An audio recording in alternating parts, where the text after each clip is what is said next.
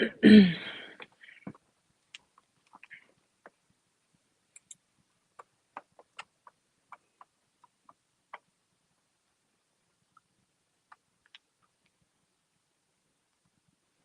right.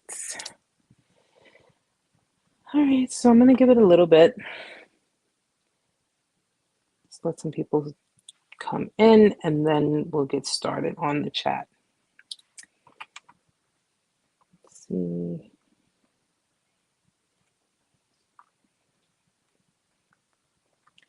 Hi, Stella. Hi, sweetheart. Hi, Queen.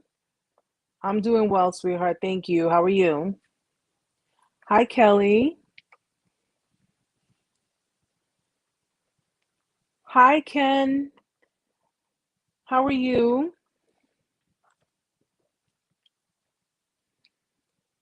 Oh yeah, Queen. It's become it's now a ritual. It's something that we have to, every Friday is my live. Just to let you guys know, next week I will be going live on Thursday rather than Friday. Friday is my son's birthday, so I'm going to be doing something a little special for him. So I didn't miss out on the live. I'm gonna go on Thursday.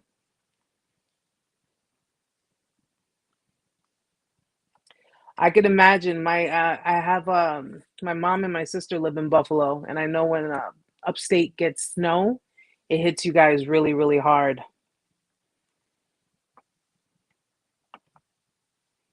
Okay.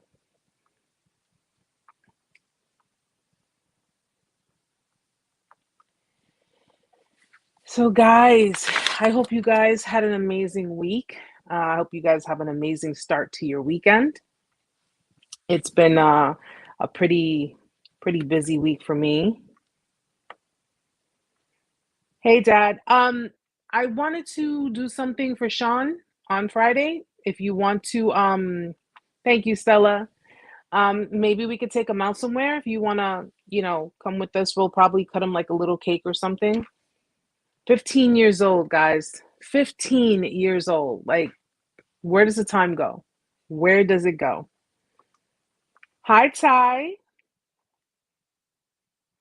Hi, Angela. How are you, sweetheart?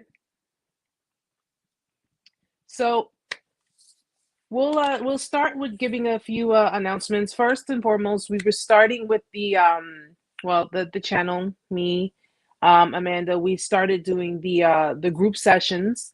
We did our first group session last Saturday. Awesome. Had an awesome time with the girls, and it was just, it was just it was kind of like just talking with old friends, having a great time, being each other's support system. It was really, really great. And for the ladies who attended in the group session, thank you so much for being there, guys. Your presence, your words, everything. It was just exactly what a support group is about. So I'm really, really glad that we did it, and I look forward to doing it again with you guys. Um, I've been setting up a schedule to see how often we can do these group sessions, so we can really pack in that support system for the people who need it. Let's see who else is here. Just want to make sure I say hi to everyone. Hi, TV. How are you, Cicely? Hi, sweetheart.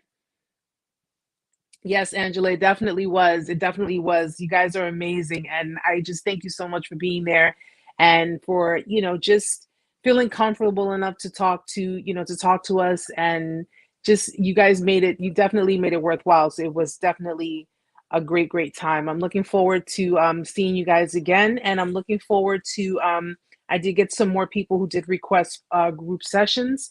So we're going to do them in groups, and once I completely set up the schedule, I'm going to email it to you guys so you guys can know what group you're in and when the session will take place. So, that way you'll have ample time if you want to kind of, work around the schedule to make sure that you can attend. That would be greatly appreciated. And alrighty, Dad, thank you. Um, and now, we're trying to just make it so that way you guys, because I know therapy is expensive. I know some people don't have health insurance, and it's a lot. I get it. Trust me, I completely understand. And that's the reason why I'm doing this. That's the reason why I'm not charging for anything. I just, want you guys to be there, be yourselves, and just, feel free to speak on whatever it is you feel you need to. There's no judgment. There's nothing but, understanding, and hopefully this will really help you in your healing journey. It'll help you get through the motions and really, put you on track to where you need to go, and what you need to do to ensure that you have effective healing. Leonard. Hi, Leonard. Thank you for being here. Kareem, how are you?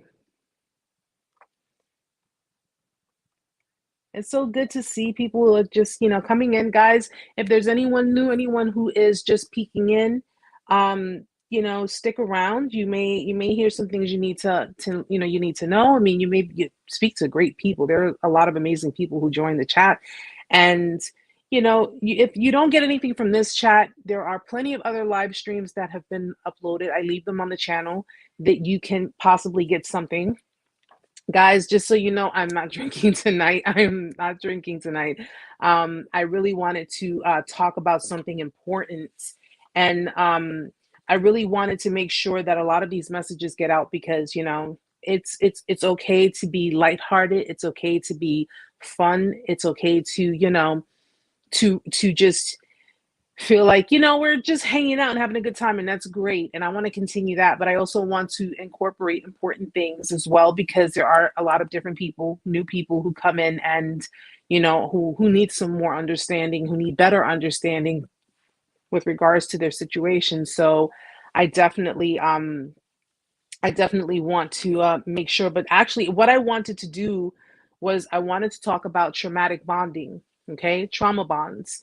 A lot of people have experienced this. I know a lot of you have experienced a trauma bond, and traumatic bonding. I want to help people understand what it is, what it entails, and why it goes, why it lasts so long, and why it's so hard to break from. All right. I have done a video on the 5 signs that you are in a trauma bond. Well, I guess we could put that link again of that video on here or on the description box. The 5 signs of the traumatic bonding. Okay. The reason I wanted to talk about it is, it's a lot of people, especially like on my TikTok, because I notice a lot of people have a lot of questions and they have a lot of things they want to try to understand. Traumatic bonding is, again, something that we have all endured at some point of our lives, and we have all gone through with, either the same person or different people. And traumatic bonding can be between a parent and their child. It can be between family members. It can be between, two people who are in a romantic relationship, and it can be in a dynamic of a friendship. Okay. And believe it or not, traumatic bonding is not that hard to create, because the basis of it is an unhealthy attachment. Okay, so if you remember when I told you guys about the attachment styles, the different types of attachment styles that we have, that plays a very big role in the formation of a traumatic bond. Let's give me one moment. I want to see something. All right. So now, with regards to traumatic bonding, I'm going to give you the general definition of it, okay? And then I'm going to break it down in the most layman's way possible. Now, traumatic bonding is pretty much a bond. It's an emotional bond with an individual that arises from a recurring cyclical pattern of abuse perpetrated by intermittent reinforcement through rewards and punishment. The process of forming a trauma bond is referred to as traumatic bonding, trauma bonding, or traumatic bonding. So simply put, it's pretty much the conditioning that I was explaining to you guys before. Okay, when you enter a relationship with someone, especially someone who's codependent, because the main basis of the traumatic bonding is dependency, codependency. Okay, and this is what the person who is dependent, the person who is a codependent, is the person who enables the abuse in the relationship. So though the person who is clearly placing the abuse on the other person is the one at fault, the person who is enabling this abuse is simply someone who is sympathizing and empathizing with their abuser. And what they're doing is they're rationalizing the abusive behaviors. So if you've ever seen, besides yourselves, if you ever seen anyone else in a relationship, a very toxic one at that, and they're going through the motions and they're trying to deal, but you can't simply understand why they stay in a relationship with the person when it's clearly so toxic. It's because of that unhealthy attachment. Now, a lot of the time, people who suffer codependency stay in unhealthy attachments because of their fear of abandonment. Okay. So the person, the manipulator, the abuser, the narcissist, the person who is committing the abuse is pretty much conditioning the victim to believe that the abusive behaviors are due to something that the victim has done wrong. Okay. So it's like that, it's that hot and cold behavior. It's a relationship based on hot and cold behavior. The abuser is pretty much, if they're, in a good mood, if they are calm, if they're cool, and they're just, they seem amorous, they seem sweet, loving, and caring. The victim is clearly going to be enamored with that person and clearly attach even further. Now, when the abuser decides, well, now I'm going to flip the script and I'm going to, flip it around and become a brute, or, or for you fellas, she becomes a bee. I'm trying to really refrain from cursing. Okay. I'm really trying my best, guys. Generally what will happen is that the victim is going to internalize that.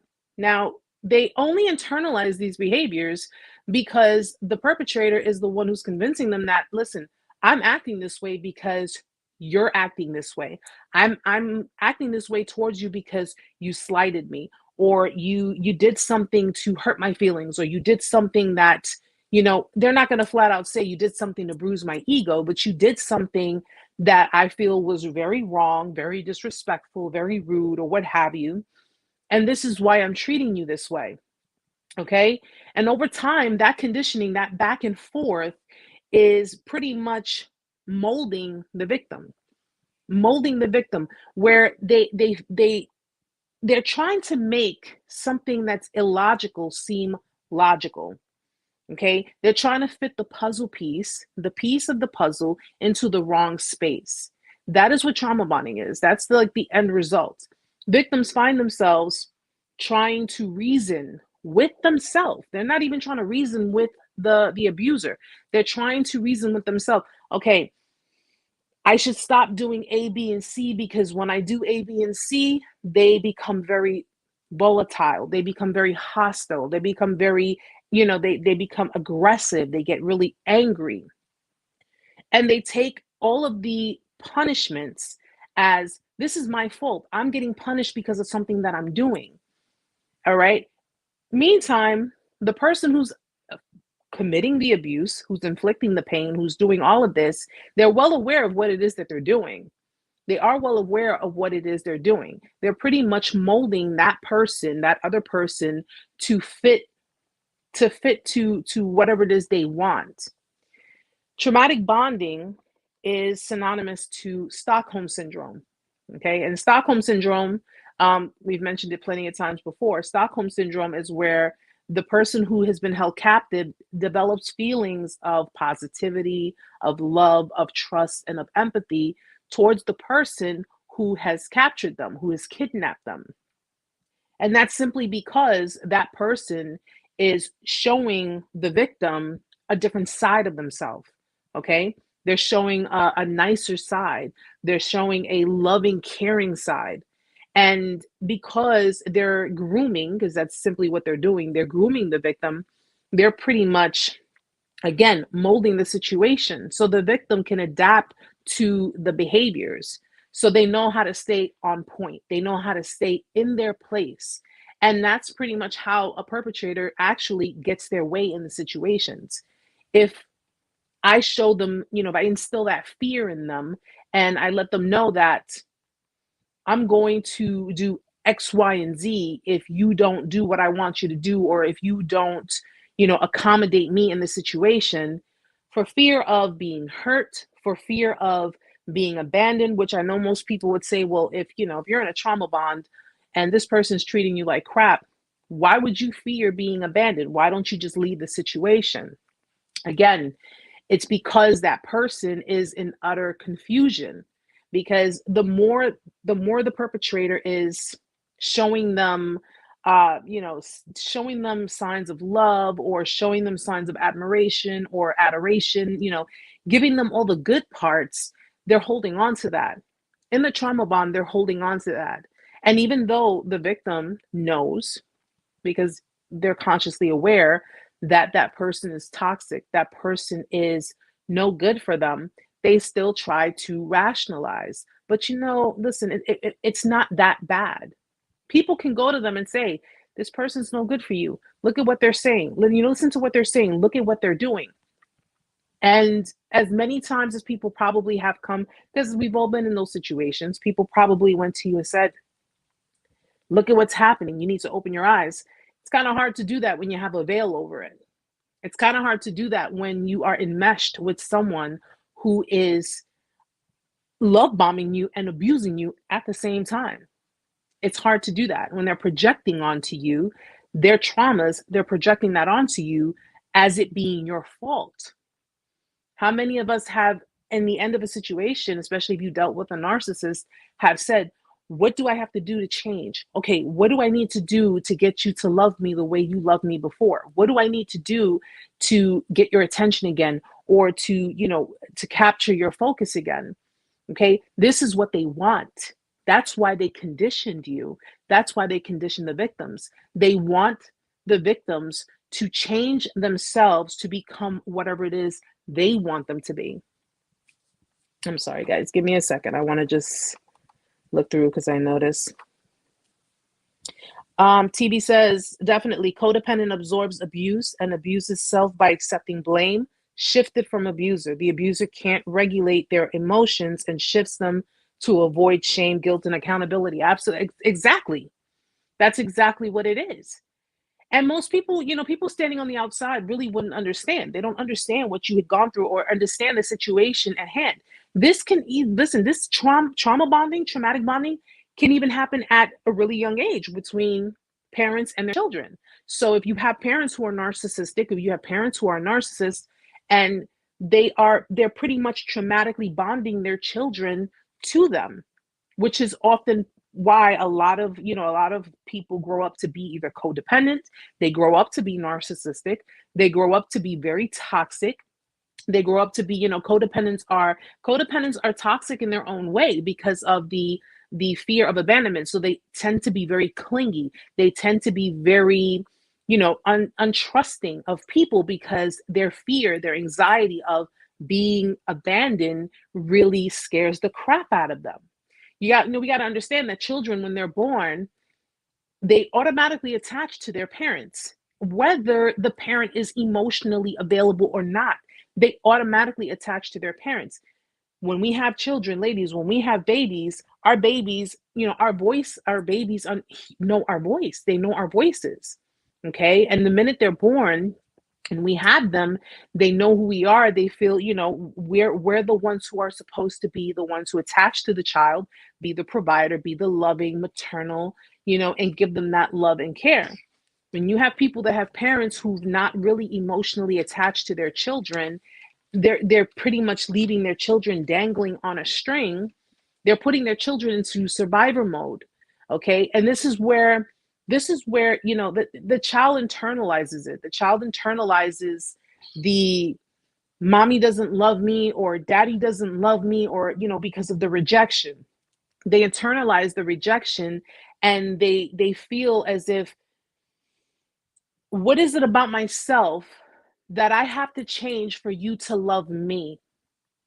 What is it about myself that I have to change for you to attach to me? And oftentimes, this is what makes a narcissist, and this is what makes a codependent. Okay, a codependent child is the one trying to conform to, to meet the parent's needs. What do I have to do for you to love me? What do I have to do for you to want to be around me, to hold me, to just, to be emotionally involved with me? A narcissist, on the other hand, and this is the child that internalizes it in a totally different way, they're basically going into that survival mode. Well, you know something? This is who you are. That's how you're going to be. Fine. Then you know something? Screw you, screw everybody. I don't want it. And they go into that self-preservation. Okay. So the codependent clings. They hold on for dear life. The narcissist, on the other hand, is screw you, screw everybody else. I don't need anyone else. I'm just going to be out there and just do for myself, because you know what? My own parents don't even do it for me. So more than likely, everybody else out there is going to disappoint me. Everybody else out there is going to pretty much be the same way. I'm in it for myself, and that's the way it has to be. And it's a very sad, it's a very, whichever way we look at it, codependent or narcissist, it's a very sad scenario, because they're both attaching to other people, external people, very unhealthily. It's not healthy at all. Codependents go pretty much looking for love in the wrong places, because they're trying to find the love that they did not receive emotionally, psychologically, spiritually, and in some cases physically, that they did not receive from the people that they should have received it from. And narcissists, they don't look for love, because they're like, screw everyone else. What is love? Love is nothing. Love is nothing, because love gets you hurt. So why should I love anyone? They didn't love me, so why should I love anyone? So because, and people get it confused when they say, well, narcissists get in relationships, they get in marriages, there has to be something there. And listen, it's self-fulfillment, it's self-preservation, it's self-serving behaviors. That's what it is. Okay? Just because a narcissist may not know how to emotionally attach and may not know how to love someone, or be completely vulnerable and transparent with someone, doesn't mean that they don't have needs. That's the whole point of them running these tactics on people. It's because of those needs, and they need to be met. And because they don't know how to emotionally attach to people, they utilize manipulation.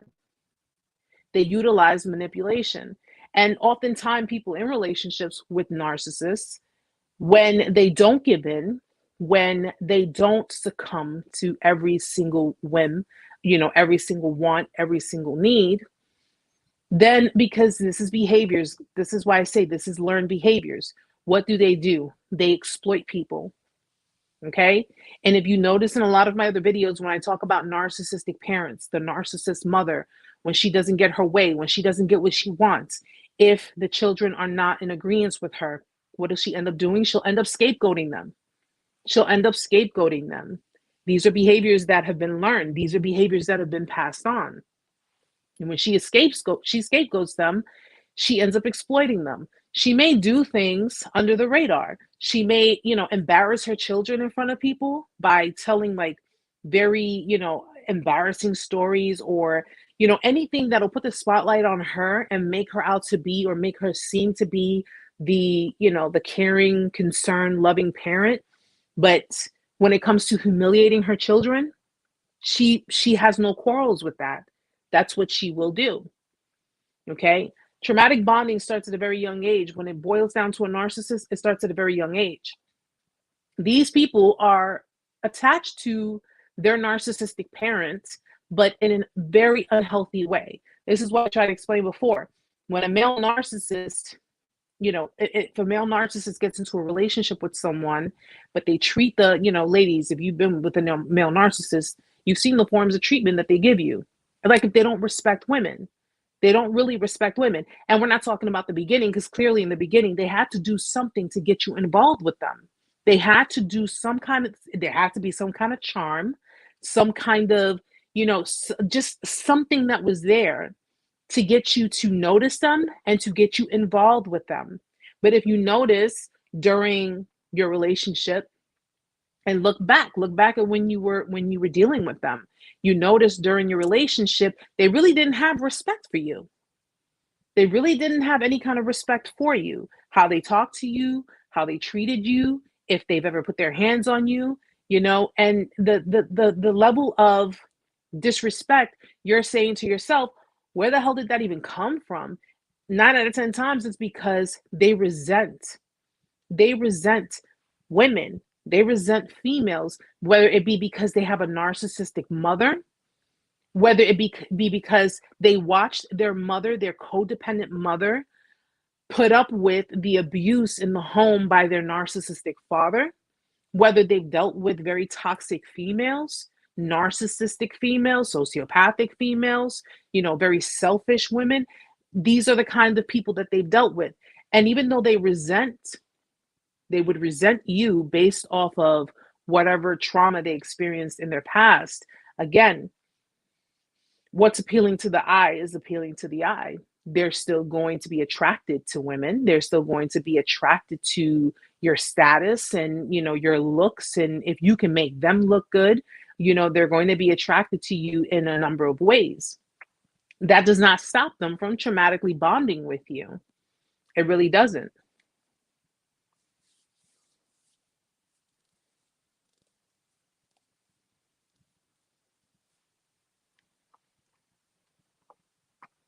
Give me one sec. Hi, official. Hi, sweetheart. Yes. Angela says if they leave the situation with no closure, it keeps us bonded to them so they can potentially come back. Because remember what I was saying before, they don't give you closure because they have no intention on closing that door. Okay. They have no intention on closing that door. If someone wanted it to be completely over and done with you, they would not gaslight you.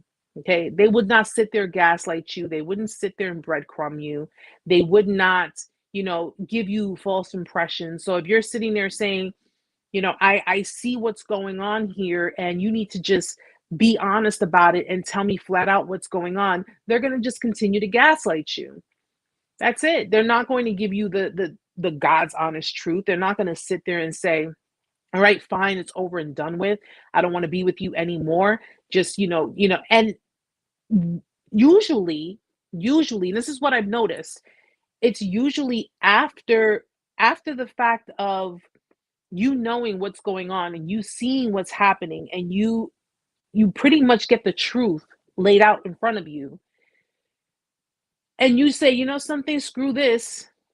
It's over and done with because, let's face the fact about something, guys. They left a very nasty taste in your mouth. I know for a fact that when my situation ended, it left a very nasty taste in my mouth. It's like drinking milk that was sitting on the counter for like 3 weeks. Okay. Very nasty taste in my mouth. And it's when you come to realize, okay, this is who you are. This is what you're about. This is what you're doing. Then, and only then, because they know that they know that you are aware, you're not stupid. You see the truth for what it really is. And the idea of, well, you know what, chances are that person's not going to get back with me. Then they feel, that the mask can be completely dropped because there's no need to try anymore. If they lock in new supply, there's no need to try anymore because they found someone to take your place. They always have this idea in their head, though. And this is the crazy part about it, because after a discard, you're thinking, okay, this is over and done with. They're going their way. I'm going mine. They got their new supply. They're happy. They're doing whatever they want to do. Fine. It is what it is. They will find a way to try to contact you. They'll try to find a way to try to see if they can check your temperature, see where you are. Okay. If they do that, because the crazy thing about it was I never understood a Hoover. In the beginning of everything, I never understood the idea of a Hoover. Why would you try to Hoover someone? Why would you try to contact someone? Why would you try to reach out to someone if you're claiming all of these things about that person? If you went around telling people this person did X, Y, and Z to me, and they were the ones who, who were lying and manipulative, and they were the ones who were, being controlling and wanted everything to go their way, and I had no choice, I had to let them go, why even bother? This is another thing that victims don't understand. They think that, and this is before they become aware, they think that, well, this person's coming back because they've realized the errors of their ways. They realized, that losing me is a possibility and they want to change. No, No, no, no. Because I can guarantee you this much. If it was done to you, it was probably done to a lot of other people before you.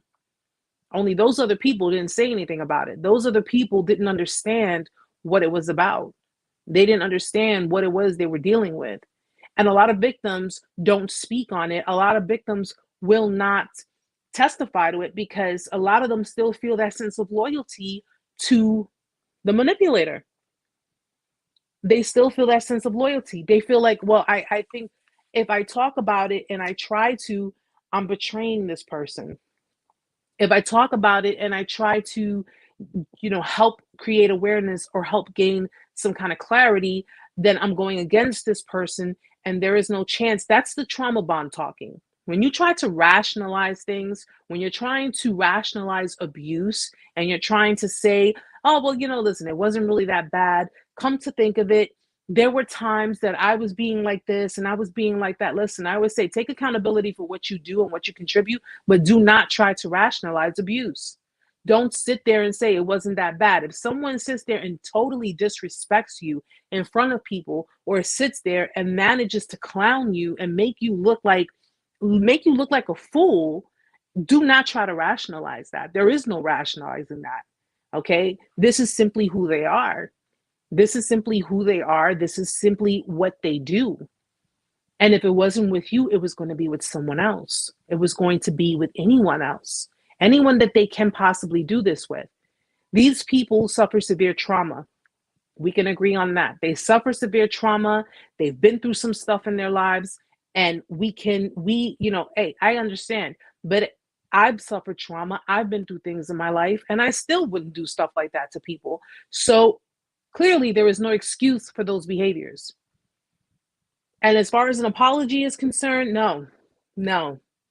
Okay. They know that you want an apology. They know that you're expecting an apology. They know that you want some form of closure. And if you allow them to, if you sit there and say, I'm still waiting on my apology, you owe me this, you owe me that, that gives them power. That gives them control. That lets them know, I still have control over your feelings, over your emotions. Okay. And they will take, if they know they have that power, they will take their sweet time. They will sit there and say, I'm still going to put you in the back burner. I'm going to let you sit there and stew. And when I'm ready to come and apologize, which will not be genuine, by the way. When I'm ready to come and apologize to you, I will. And of course, the only reason I'm doing that is because I want something in return. That's it. How do you get a very prideful, a very egotistical person, a very just, pardon the French, asshole-ish person to apologize to you? How do you get them to do that? You don't. You don't. Okay? They can come back and they can say, I'm sorry, I love you. But you know something? When someone has made you an option, and someone has not only made you an option, but devalued you while making you an option, devalued your entire being while going out there and saying, I can do what I want, because some people, some people stroke their ego to the point that they think they're made of gold. And then to come back and say, oh, well, I'm sorry. And they expect you to not only empathize and sympathize with them. Oh, look, I have a lot of history, I got mental illness, I got this, I got that. Listen, you're aware of your mental illness, you're aware of your history, you're aware of the things that you did, and yet you're still trying to make excuses for it. They will try to make excuses. They'll try to make excuses. They'll dance around the situation. They'll dance around everything that has happened. And some of them might even play dumb. Some of them might even sit there and just play dumb with everybody else. You know everything that happened. You were there when it all happened. But with everybody else, I don't know. I don't know. This person has issues. I asked them, let's be friends. Let's be friends. They didn't want to be friends with me. I don't understand. I offered a friendship, And they said, no, they don't want to be friends with me. They don't want to be around me. They don't want to be friends with me. They play that off as if they're stupid, like they don't know the reason why. So let's recap this. You love bomb, or in some cases, if you're dealing with an introverted narcissist, they don't necessarily love bomb, but you give me this false impression of yourself. Throughout our relationship, you pretty much traumatically bond with me because you knew what you were doing with the hot and cold, back and forth, Jekyll and Hyde behavior. You pretty much blame me by projecting onto me your trauma. You pretty much blame me for all of your nonsense and your faults and the reason why you are the way you are. Then you devalue me, you discard me, you sit there and you stonewall me, and you do all of these vile, cruel, and mean things to me. Then you take your sweet time because you know that I'm waiting for an apology and I'm waiting for you to come and at least give me some form of clarity, which 9 out of 10 times they don't do. But if they eventually do it, you come and you apologize to me. And after all of this, you want recognition for the fact that you are apologizing to me, yet I know and you know that it's not sincere and it's not genuine. And you want a cookie for that? You want me to give you recognition for cleaning up your own mess, a mess that you created yourself? I mean, listen, guys, we're not perfect. None of us are. None of us are perfect, okay? We all have our insecurities. We all had our faults. But at the end of the day, compared to what they do, we're saints. We're saints.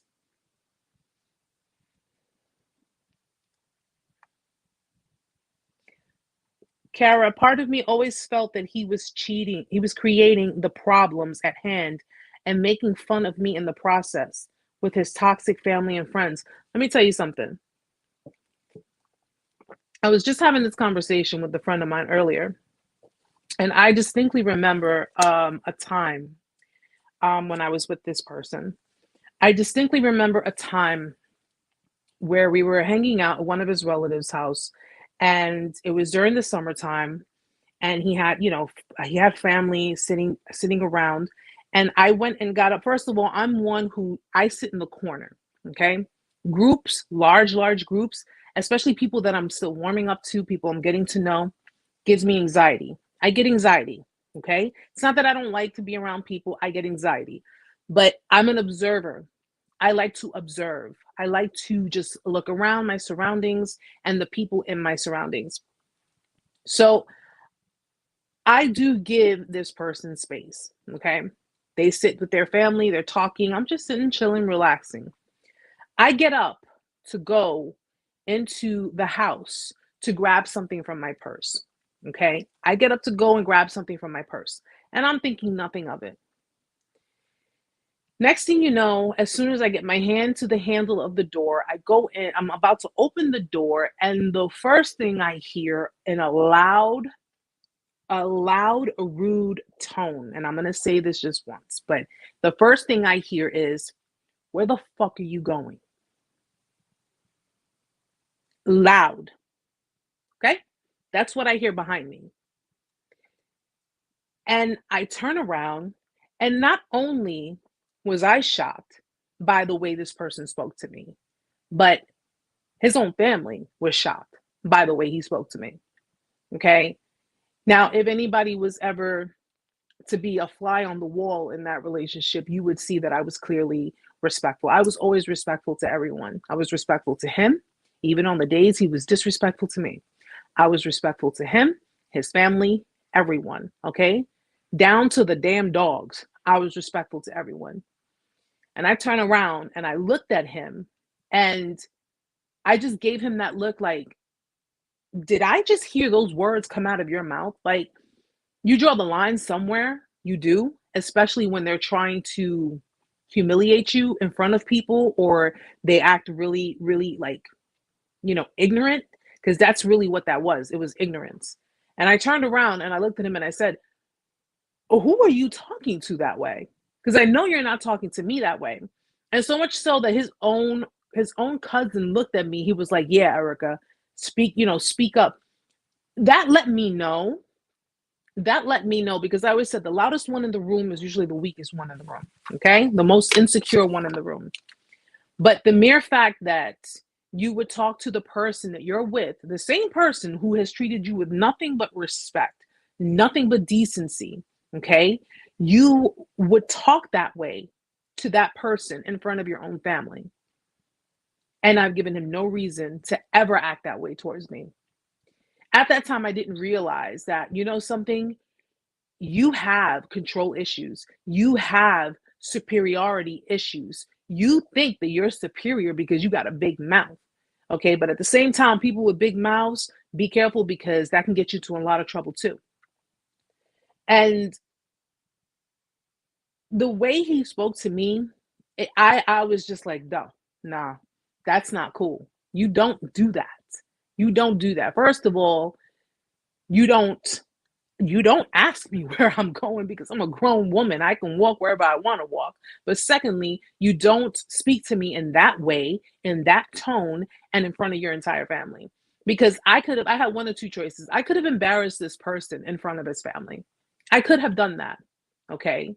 I could have embarrassed him. I don't know if he dealt with people, or he dealt with someone who talked to him in a really nasty way and, made him feel this small. And he's like, I gotta now project that onto someone else. Or maybe he thought because I was kind and, I was mellow and just not timid, but he looked at me like if I was weak, And the way he spoke to me, and each and every time, that saying, kill them with kindness, right? That was my attitude. I killed it with kindness. His nasty attitude, his demeanors, when he would have a nasty moment or even a bad day, I killed it with kindness. And in most cases, I would even submit. I would say, why are you talking to me like that? But what happened? What can I do? He's having the bad day. He's going through his motions. He's, just being nasty and cruel in his words. And I'm sitting here saying, what can I do to make you better? What can I do to make you feel better? Something's wrong with that, right? Something is wrong with that. Where they're coming to you vile and cruel and talking nasty to you, and just with a really bad attitude. And it's like, and you're saying, what can I do to make you feel better, to accommodate you? Forget my feelings. Forget the fact that you talked to me rude. Forget the fact that you were just really nasty to me, as if, honestly, as if I was a streetwalker and I was not your girlfriend. Forget all of that. What can I do to make it right for you? And that's right there, guys. When you do that, they look at you like you don't have a backbone. They look at you like you're spineless, that you are just weak and pathetic, and you're a wimp, and you just continue taking it in. And the more you take it in, the more they push the envelope. The more they continue to push the envelope, and the more they continue to try to, really push your buttons. Okay. And no matter what he did, it would not put me to that point. It put me in a stance of, my mood was down. It put me in the stance of, I was feeling, annoyed and like kind of upset, but I never got mad. I never was belligerent. I never screamed. I never yelled. I never cursed the man out. I never did any of those things. And during the interim of my discard, I'm on the phone. I was crying. And what did I get from crying? Because I'm in pain and I'm hurting. And I'm like, I thought that, I was doing everything right. I thought I was doing everything that you wanted me to do. I thought I was fulfilling everything that you wanted. During the interim of my discard, I get, oh God, here we go again. You're crying again. That's what I got. That is what I got. And the person that you're dealing with in the end is not the same person you were dealing with in the beginning. It's not the same person you were dealing with in the beginning. It's like mid-level way of when in the middle of your relationship towards the end is when and at the end is when they turn to a really just horrific person. a really horrific, disregarding, degrading, devaluing person. If you were wondering, if any of you had gone through your discard and you're sitting there wondering, what can I do to make this right so this person doesn't leave? What can I do to, or even so, if you are constantly going back into the cycles, because trauma bonding, you're going through repetitive cycles, meaning that this person is toxic, this person is no good, everything that they've done to hurt you, everything they've done to, to deceive you. You push all of that aside because of your attachment to them. So you end up forgiving them, you end up giving them the benefit of the doubt, and you end up right back in the same cycle with them. It's repetitive, it's over and over again. And the more you continue to go back, the deeper the trauma bond is and the harder it is to break free from it.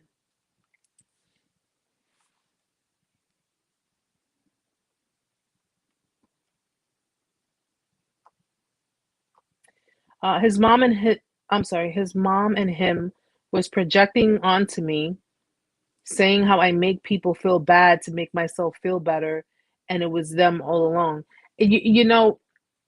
When you become reactive, okay, and that's the thing I want you guys to understand. When you're reactive towards other people's behaviors, so if they're doing something and you become reactive, that's when they try to flip it on you, and they try to say, oh, you're trying to make me feel bad for for things that I didn't do or things I didn't say, or whatever the case may be. It's always when you're reactive. It's always when you react to certain things. If that were the case with me and him and his mom were projecting onto me and I didn't do anything to cause that, listen, at the end of the day, I don't disrespect anybody. I have never disrespected anyone with regards to, my elders or anything like that. Okay, Lord knows some people did deserve it, but I never disrespected anyone. And in the end, if you're gonna flip something onto me, make sure it's the truth. Like, don't sit here and say, oh, well, I wouldn't be this way if you were acting this way and so forth. No, you're not gonna deflect onto me. Okay, because I'll be damned if someone's gonna sit here and tell me, Eric, I wouldn't have cheated on you if you had done A, B, and C. Oh, I'm glad I didn't do A, B, and C, because this already just clearly shows what kind of person you are. Okay, when you become reactive to situations, when you become reactive towards other people's behaviors, they're going to flip it around, because again, that means you're standing up for yourself. You being reactive, you're standing up for yourself. And when you start to stand up for yourself, that's when they'll try to manipulate the whole entire situation, and they'll try to have everyone believe that you're the problem. You're emotionally unstable. Okay? When I reacted towards certain things that was being done behind the scenes, under the radar, people didn't see what was being done. People didn't see that he knew what he was doing. He knew exactly what he was doing. And he knew how much he was hurting me, because not only did he know the level of pain that I was enduring, but I was being reactive. I was, texting him, responding to the things that he was doing. Like, why are you doing this? Why would you do that? Why would you do this? Knowing, and all I got in return, he made sure he called me on the phone. See, a lot of the time, they may not text you. They may not text you telling you all kinds of nonsense. They may not text you getting belligerent, but they will call you. They'll call you. And the reason he did that was because he didn't want anything. I guess he didn't want anything to be, etched in stone that could be held against him. He knew to call me on the phone. He knew to use that tone, to use that nasty language. And he knew that that was going to push me even further and further into my corner. Okay. And again, I could have been strong at that time. I could have told him to go F himself. I could have told him a lot of nasty things, but I was too busy focusing on my hurt. I was focusing on the pain that I was feeling at the time. Okay. And I was too busy, even in the beginning, I was busy focusing on trying to make it better. No matter how nasty he talked to me, and he was nasty, no matter how nasty he talked to me, I was still trying to figure out ways to, thank you, EJ. Thank you, sweetheart. I was still trying to figure out ways to make it right, to fix it. That's what I was trying to do. Even though he was rude and he was cruel and he was hurtful and he was doing things that I know for a fact. This is before I even learned about narcissism. He was doing things that if I had done that to him, it would have justified his nasty behaviors. It would have justified everything, him coming at me, him being rude and cruel to me. It would have justified all those things because I would have been bruising his ego. I would have been really hitting below the belt. And because he knew of my loyalty and he knew that I was holding on for dear life. I was attached to him. I'm holding on. I'm trying to listen. If you were really rude and cruel to someone and you were really horrible and vile and devaluing them and discarding them, and they're still sitting there trying to say, excuse me, they're still trying to say, but what can I do to make this right? You know, you have people who will take advantage of that. They will take advantage of that. They know that you're thinking about them. They know that you're watching them, you're looking through, you're addicted to them. They know these things already. They know that the reason they do these hurtful things, like when they do that online, if they're putting up, posts online to try to get a reaction or to make you jealous or what have you, they know what they're doing. They know what they're doing. It's when you stop responding. It's when you stop reacting. It's when you're no longer playing the game that they become concerned, because now they're like, oh, I think I pushed them a little too far. They pushed the envelope. They pushed it a little too far. But they know what they're doing in the interim because your reactions, your responses, what you're trying to get clarity, trying to communicate with them, it's feeding them. It's still feeding them. Whether you're reacting in a positive or negative light, it is still feeding them. It's giving them what they want. Give me 1 second, guys, because I know somebody was on Facebook. Here we go. Leonard says, I mean, everything you just said, I just went through with a female narcissist. Gaslighting, blame, the whole nine. Yeah. You're gonna, and it's, these people are people who have been rejected in some way, shape, or form of their lives. They have been rejected. And it's that rejection, that trauma that they hold on to. That's why they treat the people the way they do. It's like to say, if they know, or if they had an idea that you were going to walk away, you were going to end the relationship with them. All right. You're going to discard them.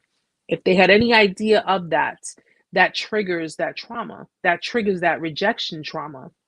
And their idea is, their end game is, I'm not going through that again. I'm not going to be rejected by you. I will reject you before you ever reject me. And that's why, if you notice during the discard, the beginning, listen, the discard began long before the actual final discard happened. Okay. It began in a time when they were becoming very distant with you and they were being very devaluing towards you. Okay. Often this lets people know that disconnect is already there. Now they just have to, they're basically going to swap you.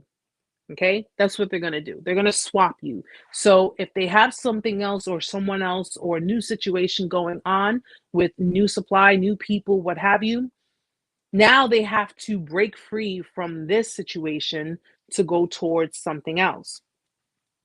They become emotionally, well, in your eyes, they become emotionally detached.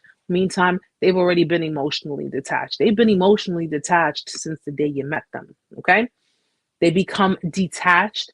They become cold. They become, aloof. They're not coming through like they normally did in the beginning when they were love bombing you. They're basically inconsiderate towards your feelings. They don't care anymore. So they're pretty much, your problems are your problems. At first it was, it's you and me versus the world. Now it's your problems are your problems. I don't know what to tell you. I don't know. You're feeling this way. Well, I don't know what to tell you. That's you feeling this way. That has nothing to do with me. Like, they have little to no concern about you, your feelings, the attempts to communicate about the relationship, they would brush it off, or be completely, they'll be completely distant. Like, I have other things to worry about. What is the problem with this? You know, they still stay in the relationship with you. They still stay in the dynamic with you, but that's only until they lock something else in. Okay. Because a lot of the time people think that, oh, well, they're just going to run to the next thing. No, they're not going to just leave you without having something secure. They're not going to do that. Okay, because believe it or not, these people fear abandonment. They don't want to be alone. They want to be alone, but they don't want to be alone. In other words, they want their freedom, but they don't want to be alone. They want someone to be their biggest cheerleader. They want someone to be their biggest fan. They want someone to continuously give them the supply that they want until they can confirm that that new supply, what they're trying to lock in, is going to be there.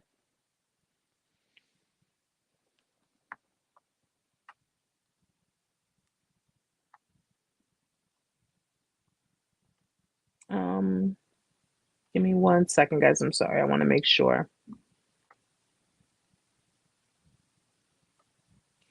Hi, Sergio. Hi, sweetheart.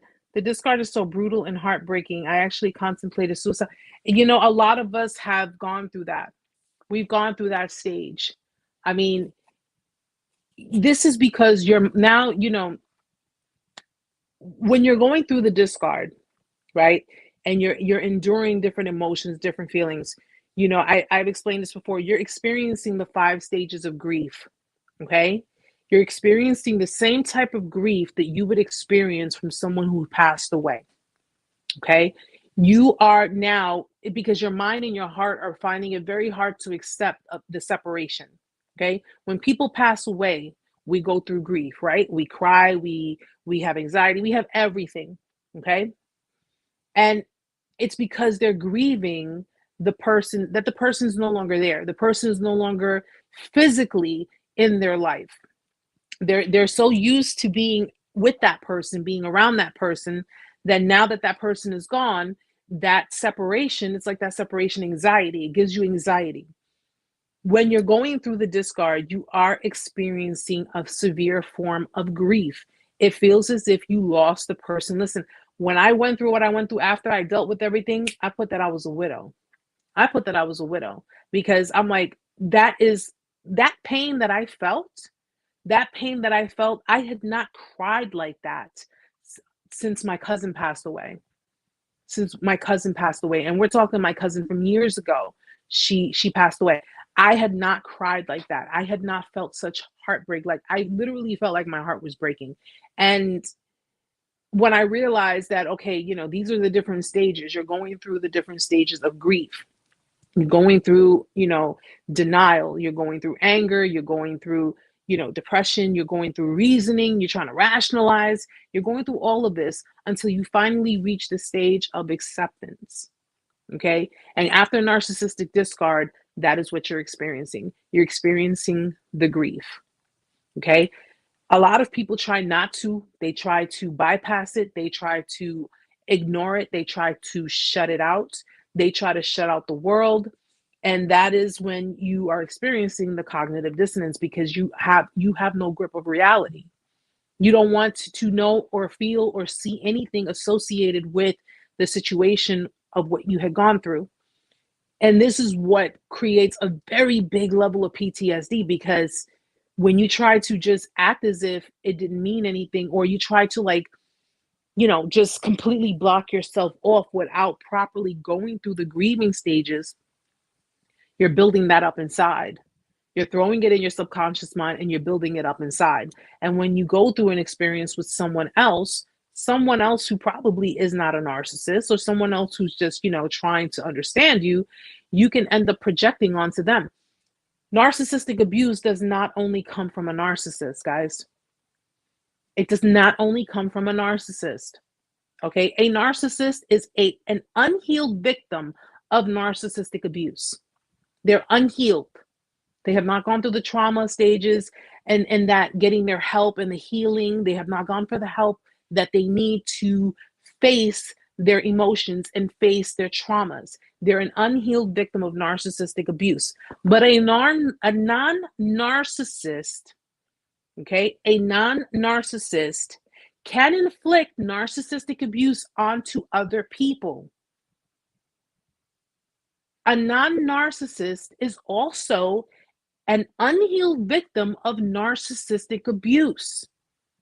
And they can inflict those same abusive behaviors. They can inflict the same type of pain onto other people. This is why healing is extremely important.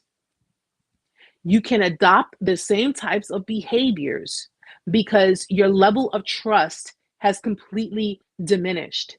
Your level of reliability has completely diminished. You don't want to deal. So what do? If you are, let's say you're trying to find a rebound, or you're just trying to do whatever, you're just trying to, listen, we're adults, you're trying to get laid, whatever the case may be, you can end up hurting someone else. Because you can end up meeting someone, you can end up connecting with them and getting along with them, and it's cool, it's all fine and dandy or what have you, but you have your intentions or you have your feelings on the whole love situation.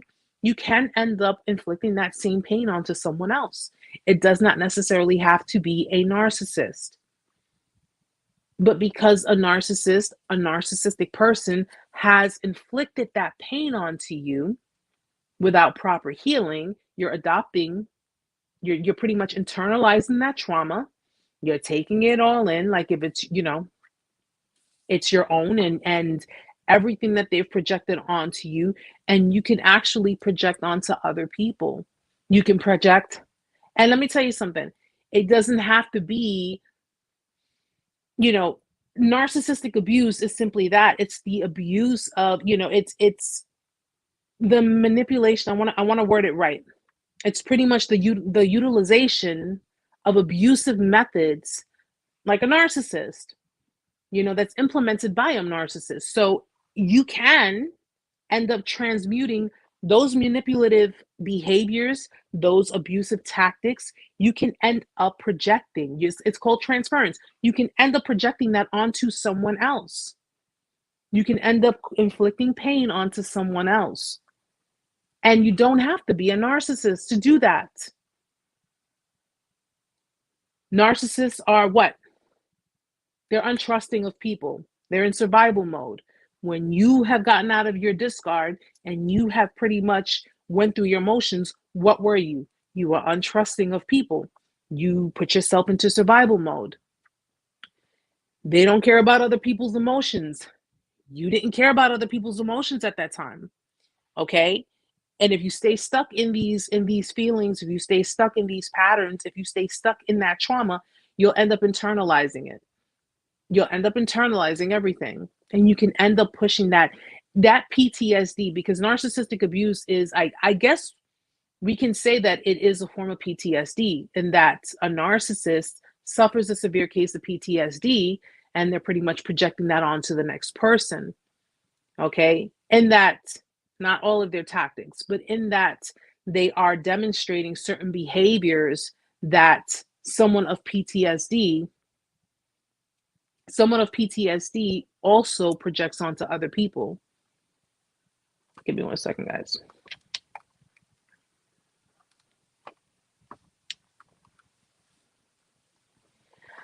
Narcissists are cold vampires. I mean, the level of abuse, I have no doubt in my mind, because you have narcissistic people, but you have pathological narcissists, okay? And narcissistic people, pathological narcissists, the one thing that they do have in common: selfishness. Their needs come first. Their needs come before yours, okay? Their gratification comes before yours. And if you expect anything from them, expect the bare minimum, because they're not gonna put their, they're not gonna give their all in the situation. And I don't say, I don't say I'll sympathize with them, empathize with them. You can to a certain extent. okay? Because they were formed to be this way. They were formed to be this way.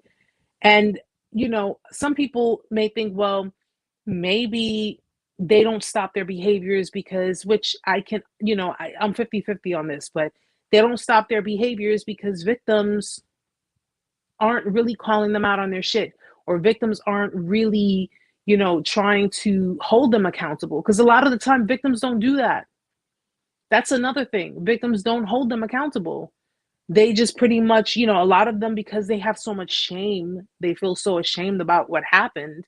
And they just, it's like, if I talk about it, then it's just going to, show everyone, because they're worried about judgment. They're worried about being judged. They're worried about other people criticizing them and, pointing the finger at them and blaming them. A lot of the time, they don't say anything on it, but they know what they're doing. They know what they're doing. This is why I say there's no excuse. This is no excuse as far as their behaviors are concerned. There is no excuse behind that. Oh, I was abused as a child. Okay. What does that have to do with me? What does that have to do with me? Did I abuse you as a child? No. So why are you abusing me? Oh, I was cheated on by, by ex-girlfriends or ex-boyfriends. Again, what does that have to do with me? What does any of that have to do with me? And better yet, how the hell is any of that? Because you are clearly aware of what you're doing, but you're now trying to deflect your issues and your behaviors on to other people and to past experiences. No.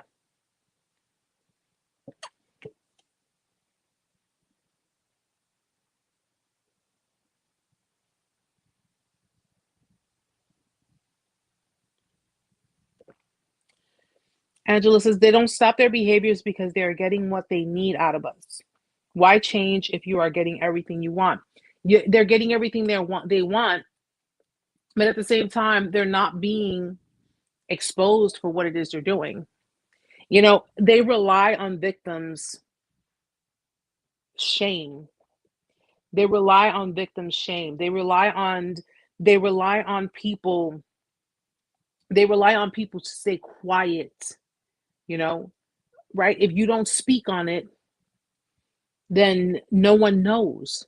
If you don't say anything about it, then no one knows. And it's a constant cycle for them. A lot of the time, I'm pretty sure a lot of victims, maybe some victims didn't realize they were dealing with narcissistic abuse. Maybe some victims just internalize their abusive behaviors as it being their problem, and they just basically went along with it. A lot of them still have previous victims in their lives. This is that carousel. If you dealt with someone who has a carousel of exes, and those are the exes that pretty much stay, those are the ones that are like, oh, listen, it didn't work out between us, but we could still be friends, because that's convenience. That's convenience. It's convenient for them to go back to an ex and mess around, or reopen that door and just continue the cycle over and over again, recycling them over and over again. Hold on one second. I want to make sure. Millie says, why now all of a sudden you get texts from numbers you don't know, but you think it's not them? Well, I mean, if you didn't change your number and they still have your number, they're going to clearly, I mean, they know, if they know for a fact that you're not going to respond to them if they're using their own number, or if you blocked it, then they're going to, they're going to try other ways to get in contact with you. And let me tell you something, even if you don't respond, it's just the idea of, knowing that you see it and it has some kind of effect over your mood. They're button pushers. They will continue to try to push your buttons. Okay. I'm thankfully, I never left room for stuff like that. I changed my number. I stay away from people. I don't bother with no one. My ex has quite a few petty people in his life that look to do that, do that crap. I'm not with it. I just, no, no. But it's really, you want to, again, you want to say to yourself, no, it's not them, it's not them. But unless you have changed your number, completely changed your number, there's always that possibility that it is them. There's always that possibility. If they still have your number, and they, whether you block them or not, there's always going to be that possibility that it's them messaging you.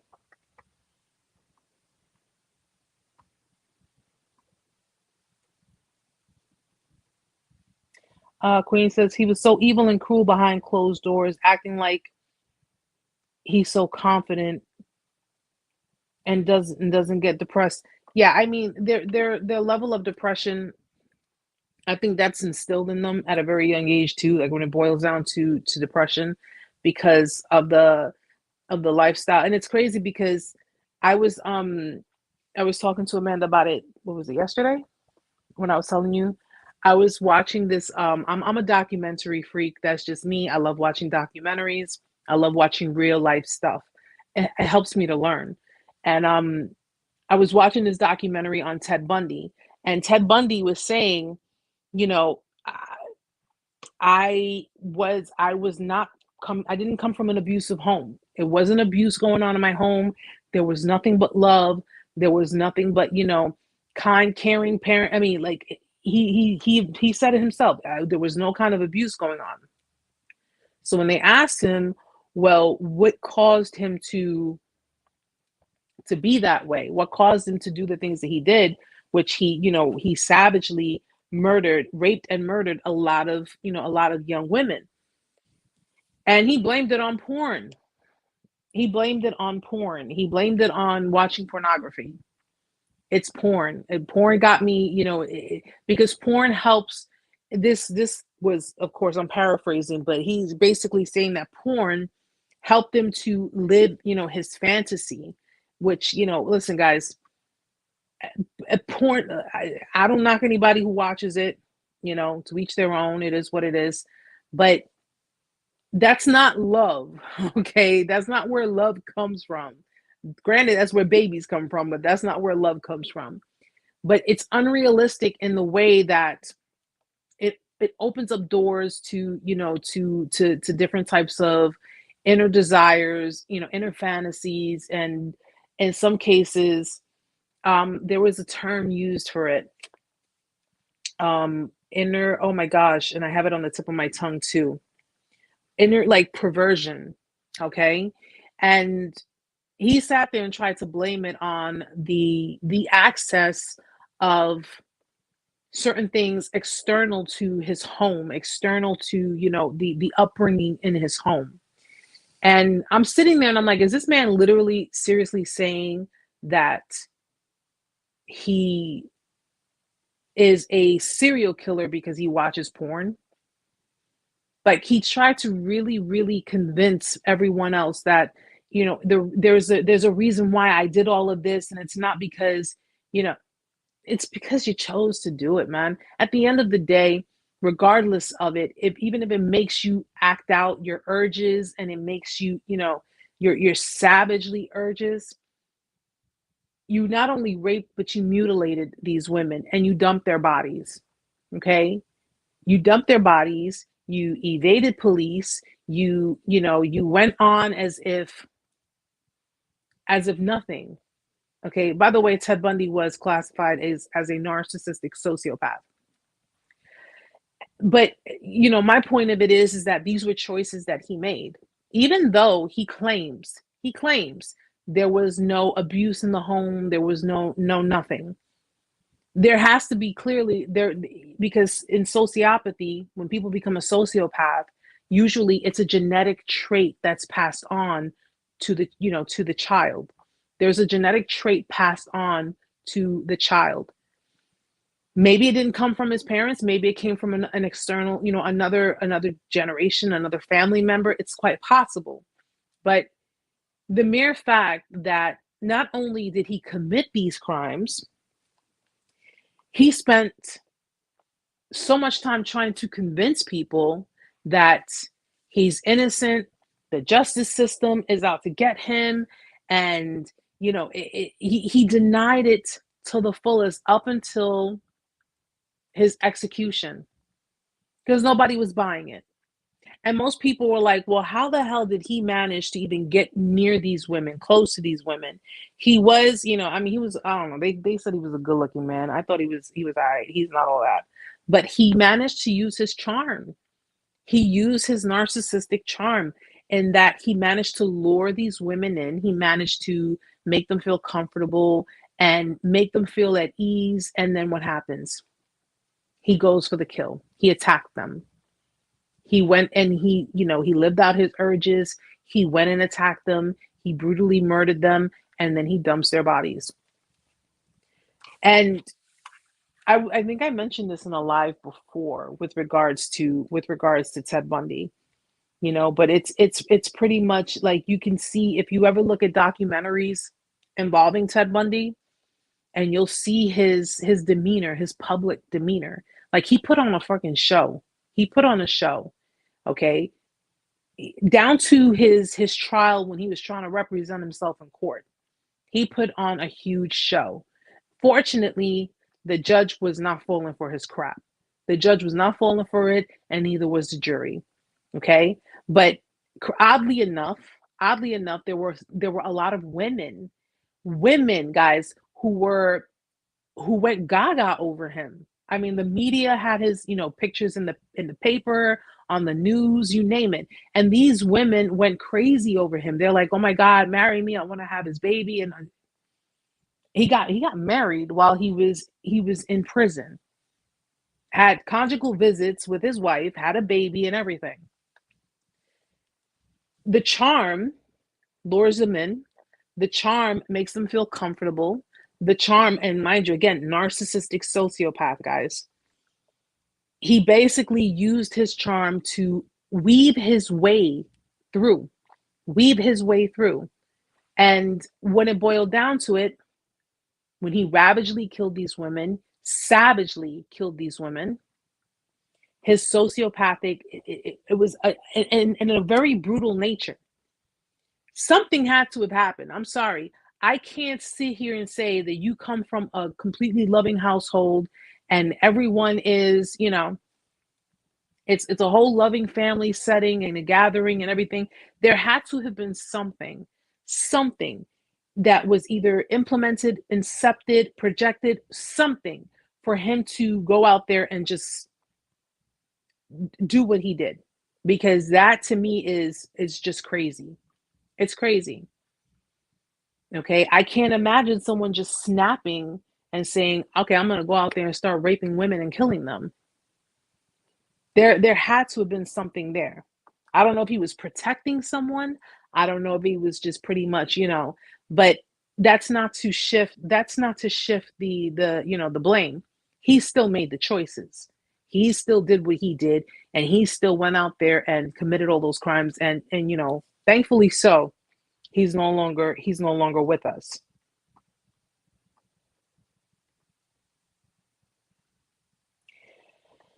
Yeah, I mean, his charm, Lord, not all of them, because not all of them were, trusting of strangers, but it's just that when someone makes you feel so comfortable, and that's how it is in any kind of relationship. They make you feel comfortable, they make you feel like you're connected, and they give you that sense of, oh, I could trust this person. This person doesn't seem so bad. And you get into their car, and next thing you know, your family, they're gone.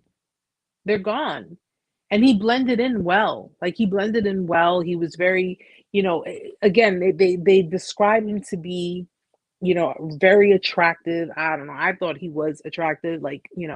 He had a certain look to himself.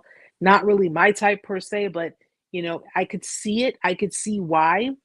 And usually narcissists, when they have a way with their words, they're very, very articulate. They could be articulate. They could be very, listen, don't, please, people, please. I know that they do a lot of stupid things when it boils down to your relationships, when it boils down to emotions, and when it boils down to their selfishness. but these are very smart people. They're very smart people, okay? If these people could get away with the things they have gotten away with and continue to run these cycles onto other people, they're not dumb people, guys. They're very smart people. They're very calculating people. They can calculate what they're going to do, how they're going to do it, and in the manner they're going to do it. Okay? I know we all have our opinions on them with regards to, you know, oh, this person lost you because you were an awesome mate for them and you were a wonderful person and they ended up losing you. And yes, we can call them dumb for that because that is truly, truly what they are in that aspect. But they're not stupid people. They know what they're doing. They calculate what they're going to do. Okay, especially the very highly educated narcissists, the ones who, you know, who have the degrees, who have the jobs in fields that require utilization of the mind, you know, even math, what have you, finances, you name it. They're very smart people. They may play dumb, but they're smart people. They know what they're doing, they know how to do it, and whether or not anyone wants to believe it or not, the discard was pretty much mapped out. It was pretty much mapped out. They checked out, well, I can't even say they checked in. They checked out of your relationship on a supply level long before they discarded you. And, you know, probably not, well, if you discarded them, then that was something that was kind of like foiling their plan. But they checked out long before they discarded you. They were just pretty much setting everything in motion when the time came for the final discard, because, you know, they like to cover their ends and their bases before they make any other moves.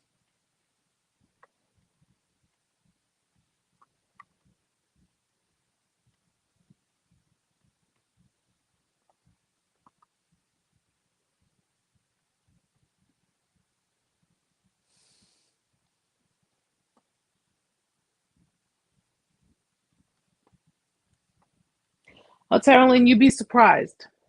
You'd be surprised. Okay. Because you have narcissists who have IQs of, you know, more than 200. You'd be very, very surprised if let's put it this way. For someone to get away with everything that they have gone through, everything they have done, okay? Everything they have done to basically calculate and plan before an actual discard while playing it off for everyone, that's not a dumb person. That's not a dumb person. Granted, they don't put that into their relationship with people because on an emotional scale, they're inept. They're very, they're pretty much, you know, what's the word for it? They're oh my God. I had the fucking word in my head too. They're stunted. They're stunted when it boils down to emotions. Okay? On an emotional scale, but when it boils down to calculating, planning, monitoring, you know, covering every end, covering the bases, even though the mask does slip, even though that's what the gaslighting is for. Okay? People can consciously and in some cases subconsciously manipulate people. Okay? Codependents do it all the time.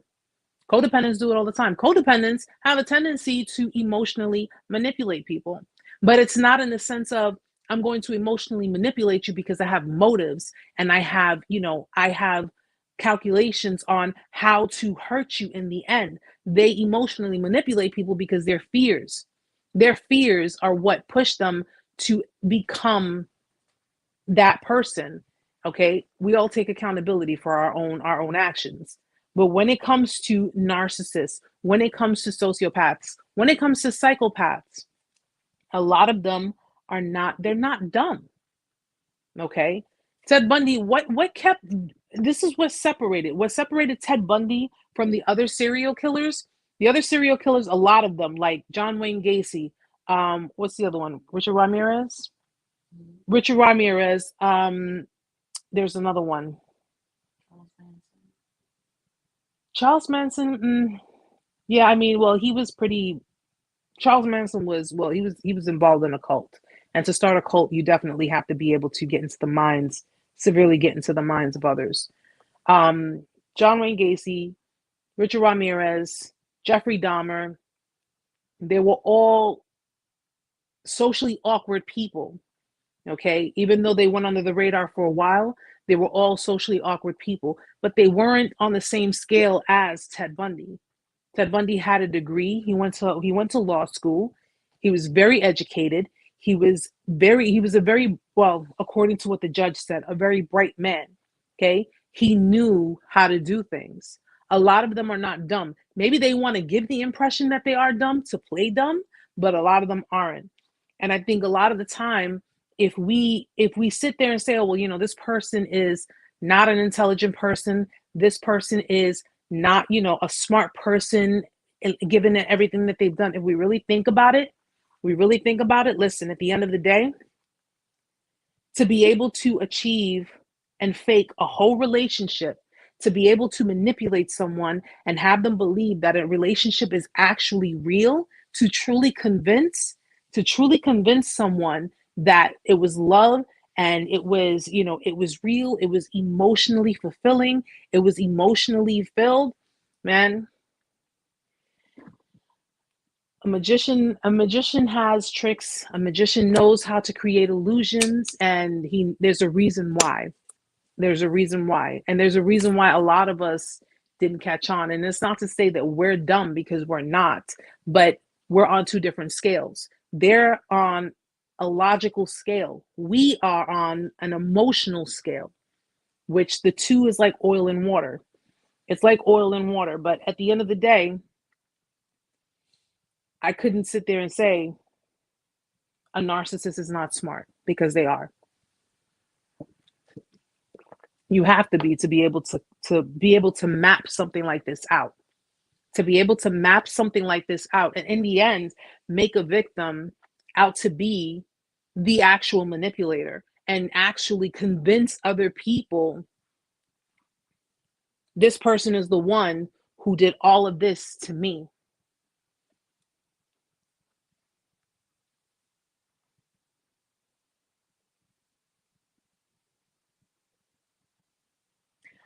Angela, hold on one second. Yes, Cherry says Ted Bundy escaped jail twice. He escaped it. Guys, I'm telling you, you could watch. They have so many documentaries. I think Netflix has one too. Um, he was not, he was definitely not, he was one of the sharpest tools in the shed. He really was. And he managed to con his way out of things. He managed to literally get away with a lot. I mean, granted, it took a while, but in the end, they finally got him, and they executed him. But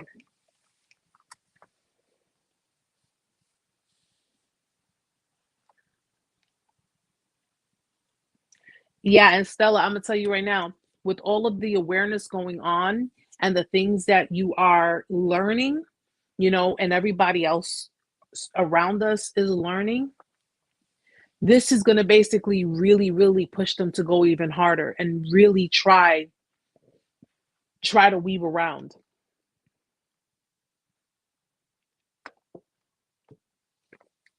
Angela, John Wayne Gacy, he was a serial killer who killed a lot of young boys.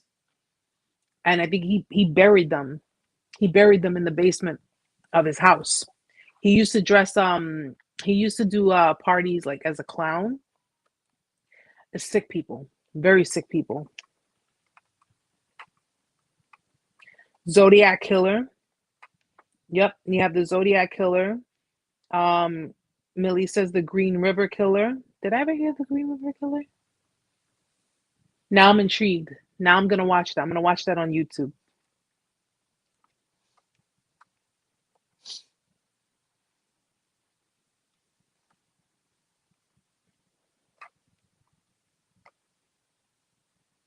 He buried them in his crawl space.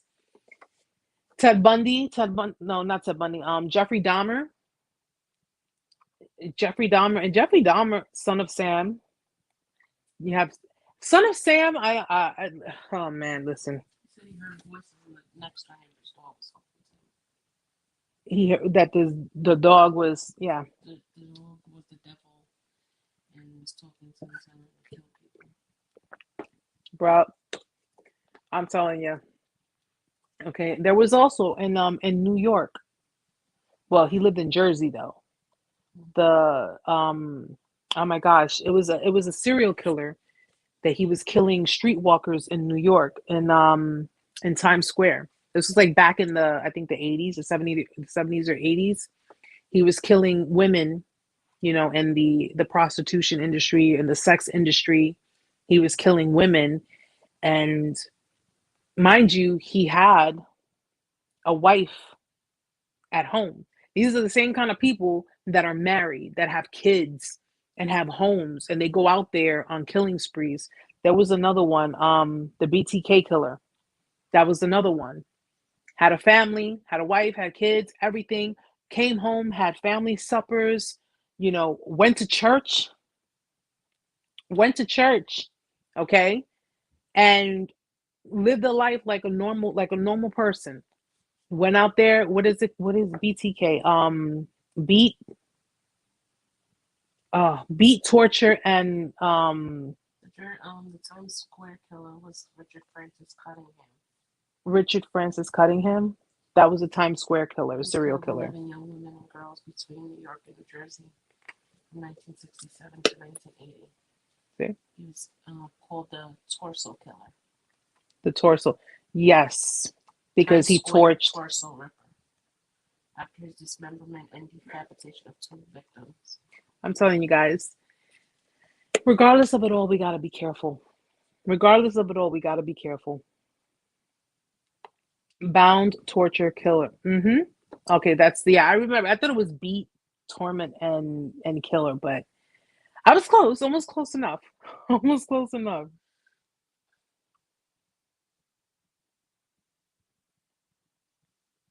The Times Square Killer is on Netflix. The times I watched it already. Sergio, my narc is faithful to church every Sunday. That's because she got the Jezebel spirit, sweetheart. Okay, people with the Jezebel spirit are so faithful to church. They're putting up Bible quotes. They're going to church every Sunday, possibly worship services during the middle of the week. They're sitting there acting like they believe in God, they praise God. Meantime, they're covertly abusing people behind the scenes. I don't listen. That's why I don't go to church. I don't go to church. I'll sit at home, I'll read my Bible at home, I'll praise him at home, but I ain't going to church because you can't even trust people at church either. Okay. Spirits, bad spirits, demonic spirits, they can enter the church too. And a lot of people who go to church have that spirit. That's why I've seen it firsthand. I've seen people who claim to be spiritual people, who claim to be Christians, who claim to be believers in God, who claim to be holier than everybody else. Oh, I go to church every Sunday, but Monday to Friday, they're abusing people, they're manipulating people, they're bullying people, they're doing all kinds of nonsense. So,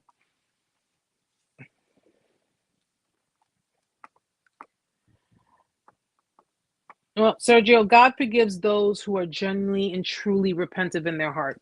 Okay, if you have someone who is a narcissistic being, because you can't go to church, claim to believe in God, but then you just depict selfishness and self-fulfilling, behaviors and greed and all of that. You can't do that.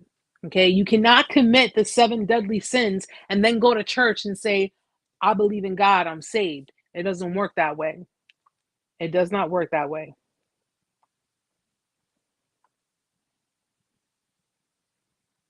Yeah, I don't. When it boils down to people who go to church, I don't knock people who go to church. I simply don't do it. I simply don't do it because there's way too many spirits up in there that that can easily they pose as something good. I mean, listen, guys, the devil was once an angel. He was once an angel. Okay, and if a devil's gonna be in your presence, trust and believe. He's gonna pretend to be your friend. He's gonna pretend to be your friend. He's gonna come in the form of light. that is what he's going to do. Okay, everybody thinks that, you know, it's all a gruesome, evil, horrifying feeling, and it's, oh my gosh, it's a demon. No, that's how the devil's able to manipulate people. He's able to manipulate people because he comes in a form of light. He doesn't come in a dark black cloak with fire and flesh burning off of him. He doesn't do that.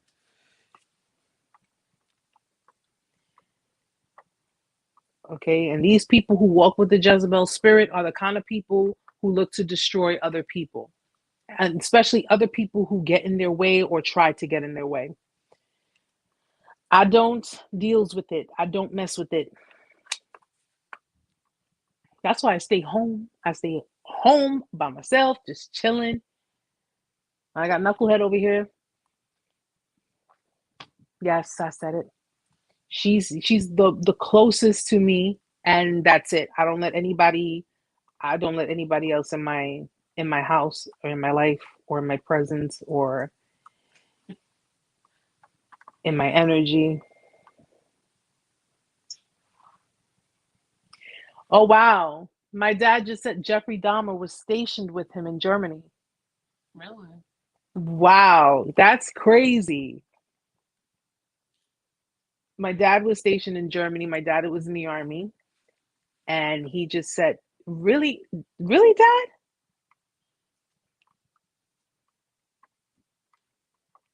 That's crazy. Whew. That's eerie. That is so eerie. Jeffrey Dahmer was stationed with my dad in Germany. Your father like saw him? Like saw him? I guess he texted me. So I have to look into it. That's crazy. That's crazy.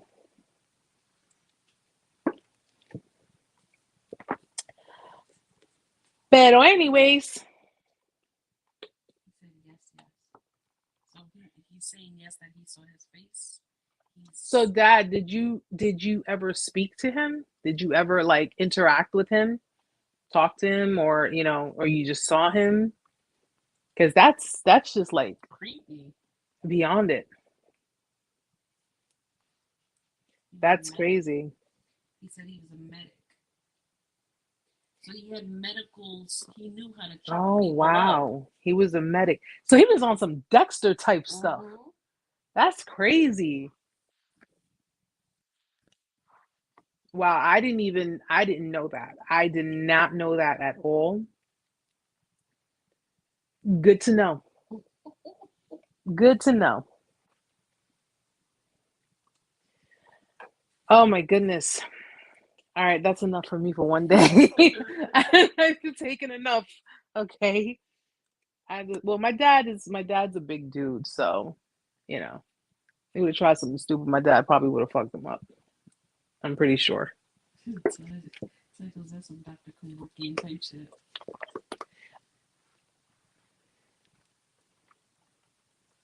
Listen, Ty.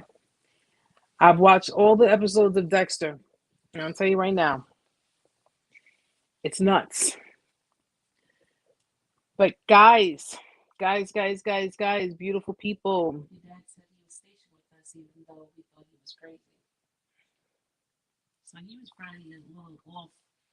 So he was, awkwardly, socially awkward, and maybe he was probably jibber jabbering and talking all kinds of craziness and people. Thank you, Cicely. Thank you so much. Guys, fellas, gentlemen, boys, dudes. I have pretty much the group filled for the group chat for the men. Okay. So I just need to know your schedules. All right. I'm trying to see if maybe we could do a group chat for next week. If you can, please email me your schedules. All of you guys who have signed the non-disclosure notices, just schedule me. Email me. Email me your schedules so that way I can set something up so we can all link up and we can do the group chat for the guys. Ladies in Group A who did the group chat last week, I'm going to pick a day so we can have another chat. And I'm working on my chat for Group B. How many did we say we have for Group B so far? We have 2 so far. All right. So I still need a few more people for Group B. If you're interested in joining the support troops. You're not even drinking. I'm not drinking. I'm just tired. But the support group chat, if you're interested in joining, please email me at narcsurvival101@gmail.com. Okay. I need about 2 more people. I need about 2 more people to fill up the room. So if you can, please, if you're interested, email me narcsurvival101@gmail.com. Everyone who's already been in the very first chat, I'm going to email you guys, just giving you, the particulars of the group. Like I said, you'll be a part of Group A, working on Group B, and fellas, you guys will be Group C. Okay, I do it by groups because that's what helps me to remember things, because you guys know I have ADD and my memory is like going all over the place.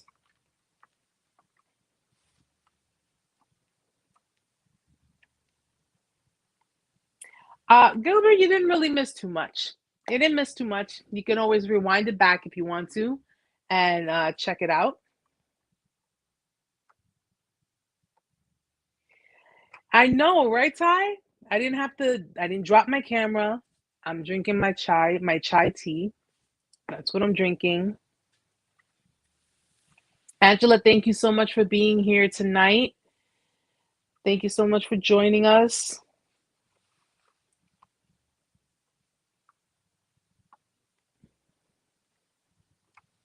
Let me see.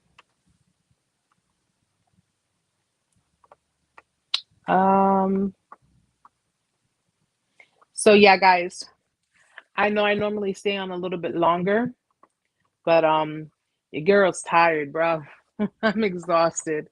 I had a long week, and I have some stuff that I got to take care of over the weekend. But guys, thank you so much for being here tonight. You guys know I love you. Oh yeah, if you see, I cut all my hair off, guys. Chopped it all off. There's nothing back here. I don't have a ponytail. I don't have long hair. Nothing. It's all cut off, and I love it. I love it. Ty, she's probably oh, thank you for being here, Kelly. Thank you, sweetheart. She's probably I guess, maybe busy. She comes, like, sometimes she pops in and out.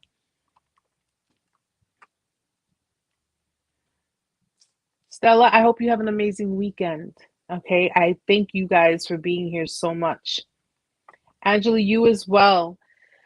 So guys, I'm still going to work on some more stuff. I'm really trying to work on new things for 2022, create some more content for you guys, really do more. Now that I got these group chats going and I got a couple of one-on-ones going, it kind of like fills up my schedule, but it's all worth it in the end. It's all well worth it in the end. So as long as we get the healing process done and we get everybody that effective healing and that, efficient. I like the word efficient. We're gonna do the damn thing. We're gonna do it, guys. We're gonna do it. Okay. Thank you so much for being here, guys, tonight. Thank you so much. Much love to you all. I hope you have a beautiful night, a wonderful weekend. Okay. Positive vibes, nothing but positive vibes, good thoughts, good spirits, of course, peace, love, God's protection, all that good stuff. You know how it goes. Remember, guys, next week, the live will be on Thursday. Okay. Thursday. So mark it in your calendar. I think I'll put a notification, mid next week so you guys can just get a reminder of it. But it will be on Thursday. And what did I say I was going to do the live? I think I'm going to do the live on TikTok on Tuesday. I think I'll do the TikToks live on Tuesday next week. So anybody who goes to TikTok, catch me on Tuesday over there, and Thursday on YouTube. All right, we're going to talk about some more stuff. I'm going to write some more notes down, and we're going to get to the damn thing.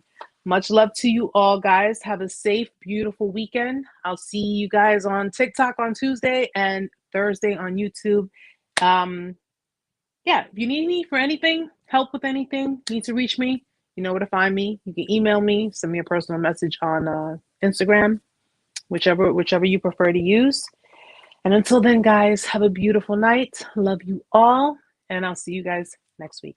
Good night, guys.